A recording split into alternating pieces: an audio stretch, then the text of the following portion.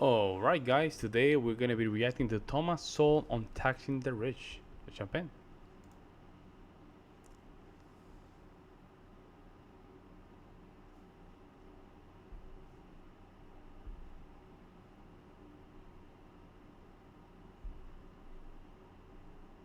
Dr. Sowell, good to have you with us. Good to be with you.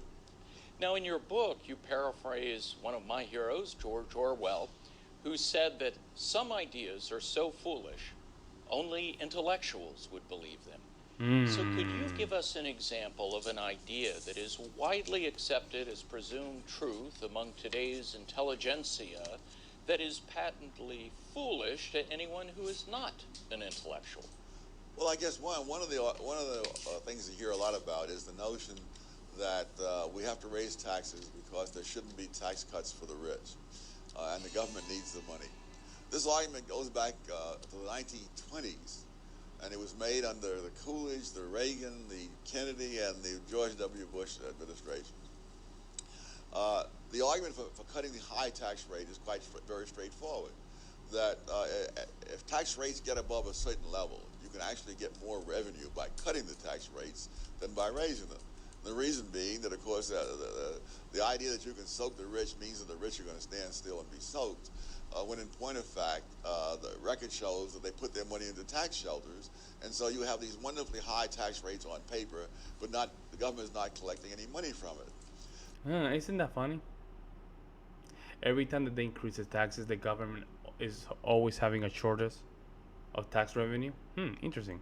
Now, under those conditions, when you cut the tax rates, you then can increase the revenue, and that's what happened in the 20s. They cut the rate from about 73% to about 24%, and the government collected more revenue, and particularly more revenue from the rich, at 24% than they did at 73%. Wow. And this kind of thing has happened over and over again. The converse has also happened, places where you raise the tax rates and the revenue goes down because people don't pay them. This Not only that, the confidence of, of spending goes down. But you're tight. You're trying to save money. You want to spend money, so that means you're gonna collect less taxes.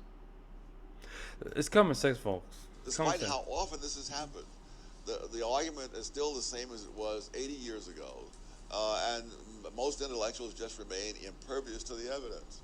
Worse yet, in our schools and colleges, some of the leading textbooks completely misstate what was claimed in the 20s, and misstate even more so what actually happened. You know what's crazy? And I hear that argument a lot. Oh yes, in 1920s when we raised our taxes. Oh yeah, we were prospering. Yeah, really, we were prospering. That we went through a huge depression afterward. Like it's common sense. If you have $1 million and you pay 10%, you pay more tax than somebody is making $10,000 for the same tax rate. Think about it, folks. The person that is making $1 million, 10% is $100,000 in taxes. The person that's just, let's say it has $10,000, 10% of that is what, $1,000 in taxes?